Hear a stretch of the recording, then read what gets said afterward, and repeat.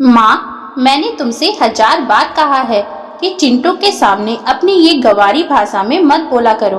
कल उसका international school में इंटरव्यू है। अगर उसने वहाँ जाकर ऐसी भाषा में बोलने लग गया तो कि का हो, का हाल बा या राम राम बोल दिया ना तो मेरी नाक कट जाएगी। पता है, वहाँ डोनेशन देकर भी एडमिशन नहीं मिलता। वहाँ सिर्फ स्टेटस और क्लास देखी जाती है। समीर ने अपनी माँ कावेरी देवी पर झुंझलाते हुए कहा। कावेरी देवी जो गांव से आई थी और शुद्ध देसी बोली बोलती थी, बेटे की डांट सुनकर चुप हो गई। उन्होंने अपनी पोटली में से जो लड्डू निकाले थे उन्हें वापस अंदर रख लिया।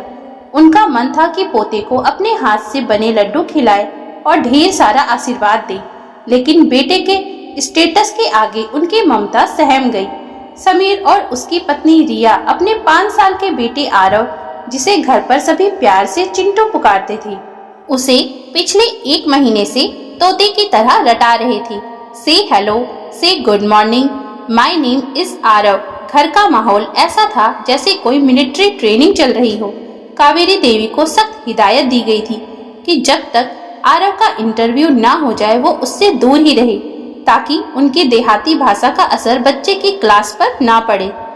अगले दिन सुबह समीर, रिया और आरव स्कूल पहुंचे। शहर का सबसे प्रतिष्ठित स्कूल, जहां अमीरों की लंबी कतारें लगी थी।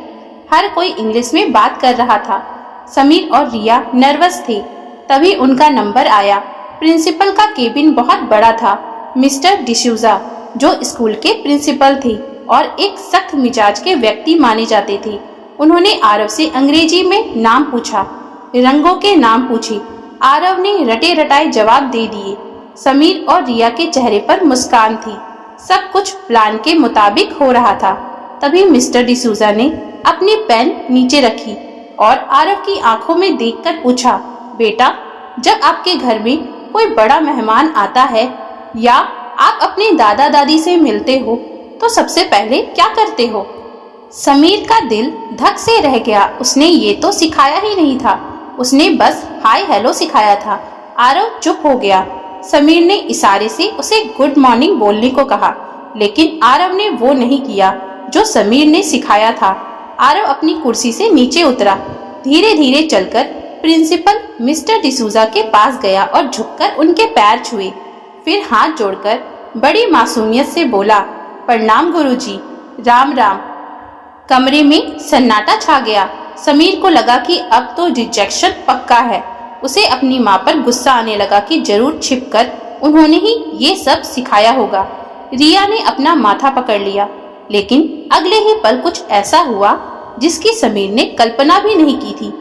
मिस्टर डिसूजा, जो अब तक गंभीर थे, जोर से हंस पड़े। उन्होंने आरव को उठाकर गोद में बिठा लिया। मिस्टर समीर, प्रिंसिपल ने कहा, आज सुबह से मैंने 50 बच्चों का इंटरव्यू लिया।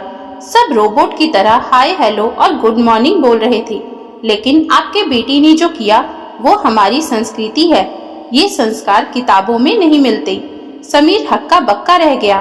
मिस्टर डिसूजा ने आगे कहा, आजकल के पढ़े लिखे माँ बाप अपने बच्चों को अंग्रेज बनाने की होड़ में अपनी जड़ें काट रहे हैं।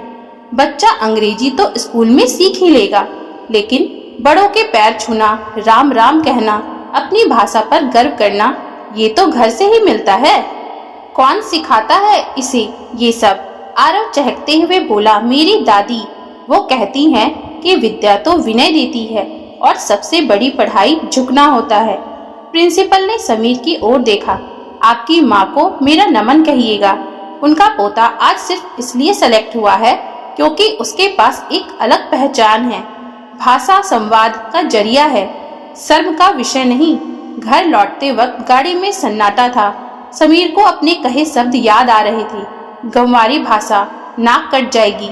आज उसी गंवारी संस्कार ने उसे सबसे बड़े स्कूल में सम्मान दिलाया था। घर पहुंचते ही समीर सीधा अपनी माँ के पास गया। कावेरी देवी आंगन में तुलसी के पास बैठी थी। समीर ने बिना कुछ बोले अपनी माँ के चरणों में सिर रख दिया। अरे अरे, क्या हुआ लल्ला? इंटरव्यू में कुछ हुआ क्या? मैंने कहा था ना, मेरी परछाई मत पड़ने देना उस पर। कावेरी देवी ने घबराते हुए कहा, नहीं माँ, समीर की आंखों में पश्चाताप के आंसू थे। इंटरव्यू बहुत अच्छा हुआ और वो सिर्फ तुम्हारी वजह से। मुझे माफ कर दो माँ, मैं भूल गया था कि पेड़ चाहे कितना भी ऊंचा हो जाए, अगर जड़ों से कट गया तो सूख जाएगा। समीर ने आरव को पास बुलाया और कहा, बेटा दादी को बताओ तुमने स्कूल में क्या किया। जब आरव ने अपनी दादी को प्रिंसिपल के ऑफिस में बीती सारी बात बताई तो कावेरी देवी ने उसे गले लगा लिया। उस दिन समीर को समझ आ गया कि सूट बूट और अंग्रेजी से आप मॉडर्न बन सकते हैं, लेकिन इंसान आप अपने संस्कारों से ही बनते हैं। उसने महसूस किया कि सच ही कहा जाता है कि अनपढ़ लोगों की वजह से ही हमारी मातृभाषा और संस्कृति बची हुई है, वरना हम जैसे पढ़े लिखे लोग तो अब राम राम बोलने में भी शर्माते हैं और उसे पिछड़ापन मानते हैं। उस शाम समीर ने भी घर में घुसते वक्त माँ से हाय मॉम नहीं बल्कि हाथ जोड़कर राम राम कहा। कावेरी देवी की झुर्रियों भरे चेहरे पर जो मुस्कान आई वो किसी भी डिग्री से ज्यादा कीमती थी। दोस्तों, आधुनिक बनना गलत नहीं है, लेकिन अपनी जड़ों, अपनी भाषा और अपने बुजुर्गों को भूल जाना सबसे बड़ी मूर्खता है। अंग्रेजी एक भाषा है, हुनर है, लेकिन हमारी मातृभाषा और हमारे संस्कार हमारी पहचान है। अपनी संस्कृति पर शर्मिंदा ना हो बल्कि गर्व करे। क्या आपको भी लगता है कि आज की पीढ़ी अंग्रेजी के चक्कर में अपने संस्कारों से दूर होती जा रही है? क्या माता पिता को घर में अपनी मातृभाषा बोलने पर जोर देना चाहिए? कृपया अपनी राय कमेंट बॉक्स में लिखकर जरूर बताएं। तो दोस्तों, अगर आपको हमारी आज की ये कहानी अच्छी लगी हो तो कृपया आप हमारे चैनल को लाइक, शेयर और सब्सक्राइब जरूर कर लें, जिससे हम आपके लिए और भी अच्छी अच्छी कहानियाँ लाते रहें। Thank you for watching.